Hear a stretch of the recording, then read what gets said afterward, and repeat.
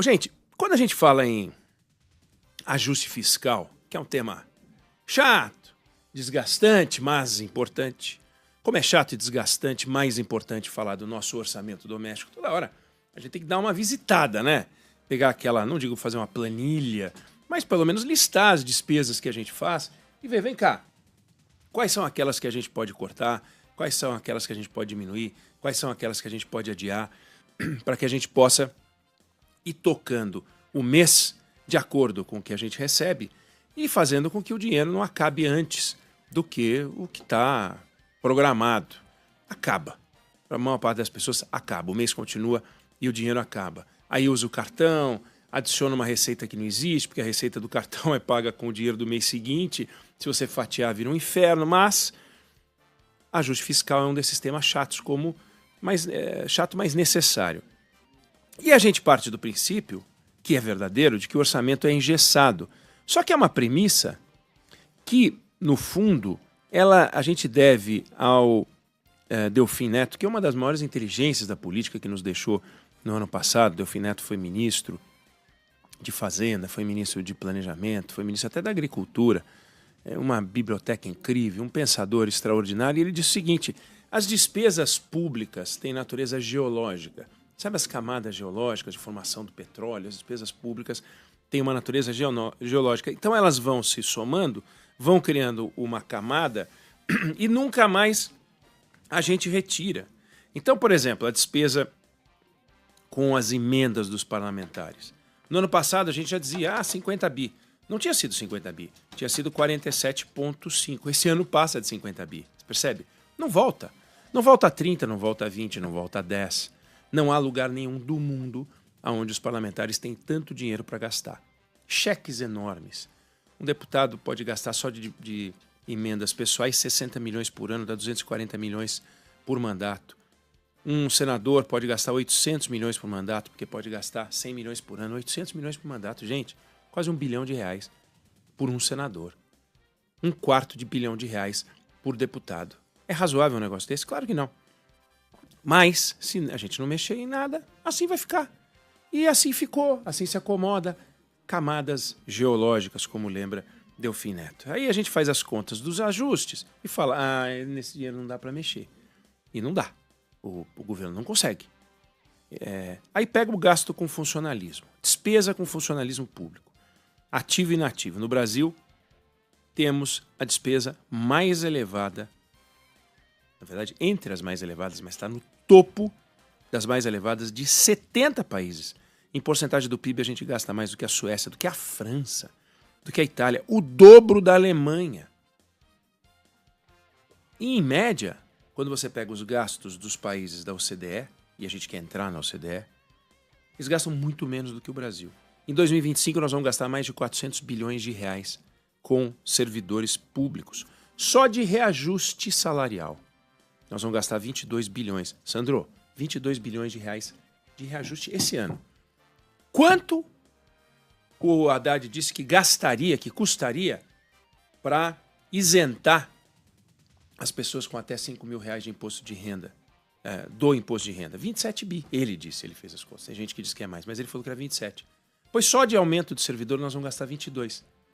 Ou seja, faltariam só 5 bi para a gente arrumar em algum lugar. Mas no Brasil a gente tem o 22 e agora a gente vai ter o 27 também. O que é uma loucura. Quase 50 bi, que são os mesmos 50 bi das emendas parlamentares. Aí, quando a gente olha essas despesas geológicas, e toda hora a gente vai ganhando reforço, hoje saiu uma reportagem na Folha de São Paulo mostrando que cidades pequenas pagam para seus prefeitos vencimentos que chegam a R$25 mil. 25 mil reais. A Folha fez o levantamento nos municípios de pequeno porte de todas as regiões do Brasil e descobriu que os salários são absurdos. Por exemplo, em Gazeira, em Pernambuco, população de menos de 5 mil habitantes. Renda média da cidade, 1,6 salário mínimo. E paga R$20 mil para o prefeito da cidade, 10 mil para o vice. É um negócio inacreditável. E assim, a Folha cita vários casos de prefeitos que ganham uma fortuna. Em São José do Seridó, também com menos de 5 mil habitantes, o prefeito ganha 25 mil reais. No Paraná, o prefeito de Porto Rico ganha 24.500. E assim vai, salários e salários e salários e salários absurdos. Faz sentido isso? Além dos salários que eles pagam nas cidades, para os prefeitos, para os vice-prefeitos, a gente tem câmaras dos vereadores que são absolutamente inchadas. Nós temos 57 mil vereadores no Brasil, 56 mil, um monte. Despesas impagáveis. E é aquela tal história. Qualquer município com até 15 mil habitantes, pode ter até 9 vereadores. Todos eliminam o até e põem 9 vereadores. Eles ignoram o até. Poderia ter 3, mas eles põem 9. 20% dos municípios do Brasil tem até 5 mil habitantes, todos com 9 vereadores. Então você faz a conta, dá um vereador representando 555 pessoas. Quando a gente tratou desse assunto um dia desses, a gente lembrou quantos condomínios no Brasil tem mais de 500, 600 moradores com um síndico. Quantos? Incontáveis. No Brasil, incontáveis. 500 moradores... Basta você ter, 100 apartamentos, 120 apartamentos, 5 torres de 20 apartamentos. Tem vários no Brasil, não são poucos, não. Aí você pega o município onde eu tive, como eu falei, Fortaleza, nesse final de semana, que tem 2,5 milhões de habitantes, tem 43 vereadores. Cada um representando 60 mil habitantes. Então, se num lance absurdo os vereadores de Fortaleza enlouquecessem e dissessem, nós queremos ter a mesma representação que os municípios com até 15 mil habitantes. Então, nós queremos um vereador para cada 555 habitantes. Fortaleza teria 4.500 vereadores. São Paulo teria mais de 20 mil vereadores. Claro que é ridículo isso, mas também é ridículo imaginar que um município com até 15 mil habitantes, alguns a gente citou com 1.000, 1.500 habitantes, tem 9 vereadores. Então, a gente tem 9 vereadores, a gente tem prefeitos ganhando um salário absurdo, virou uma profissão. Sou prefeito, profissão. Não deveria ser numa cidade grande, monumental, Belo Horizonte, as capitais, as grandes cidades do interior. Vá lá. Mas são 200, 300 cidades. Agora, cidade com 5 mil habitantes, deveria ser um trabalho que ele faz além daquele que ele já toca. Porque não tem serviço para isso tudo. Uma cidade que tem 5 mil habitantes não tem serviço para o prefeito ficar trabalhando 24 horas por dia, 7 dias na semana, ou seja lá o que for, porque é o que eles dizem que eles trabalham. Não faz o menor sentido. Resultado, que quase a metade dos municípios do Brasil, quando eu digo quase a metade, é 48, não sei o quê, ou seja, metade dos municípios do Brasil, gera, no máximo, 10% da receita que ele precisa para tocar suas contas. Os outros 90% dos recursos vem o quê? De repasse de estados e do governo federal. Ou seja, a conta não fecha. Eles não têm autonomia financeira. Um município que não tem autonomia financeira deveria ser obrigado a se sentar com o município vizinho e com o outro município fazer um pool. Vamos aqui fazer um rodízio? A cada 3 mandatos, um dos prefeitos cuida das outras 2 cidades. Já ia reduzir brutalmente as despesas. O mesmo com os vereadores. Nós vamos ter 3 vereadores por cidade, nós cuidamos de 3 municípios, vamos ter 9 vereadores, 3 de cada cidade, e com isso a gente faz um pool. Por que não? Seria perfeito. Em 2023, quase metade dos municípios teve déficit primário. Ou seja, a receita não deu para pagar as despesas de uma forma geral. Nós estamos falando de bilhões e bilhões e bilhões e bilhões de reais. E todos dependendo de repasse, o que é um absurdo. Então, quando a gente pensa em vamos buscar o equilíbrio, vamos fazer o ajuste fiscal, o que os governantes, né? Governadores, prefeitos, presidente da República, ministros, todos falam? Precisam aumentar a arrecadação. Por isso que o Haddad, quando resolve aumentar para 5 mil reais a isenção do IR, ele fala em aumentar a arrecadação. Por isso que sempre, quando a gente vê uma linha de receita que está caindo, tem que aumentar a arrecadação. Porque não tem superávit, não tem equilíbrio nenhum nas contas. Sempre arrecadação. Resultado, a nossa carga tributária batendo em 35% do PIB, que é o dobro do México. O dobro do México. E para financiar uma despesa crescente, uma taxa de juros que é um assombro. Nós estamos com 14,25%, na Coreia do Sul é 2,75%. 6 vezes maior do que a nossa, menor do que a nossa. Um sexto, né? Não existe 6 vezes menos. Um sexto da nossa.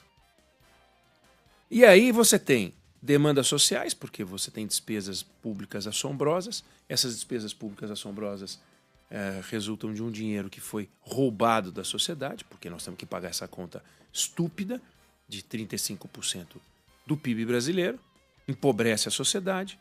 Resultado, não existe empreendimento, não existe empreendedorismo que dê conta, há uma demanda forte por programas sociais. Aí você tem uma demanda por programas sociais. Por quê? Porque o Brasil fica sendo um país de renda média, com desigualdade social assombrosa, com o Estado assaltando a sociedade. Tome programa social. Então, não arrecada, os municípios não arrecadam o suficiente, continuam gastando uma barbaridade para cobrir a dívida do caixa do Estado e o caixa do governo federal. Cobrem.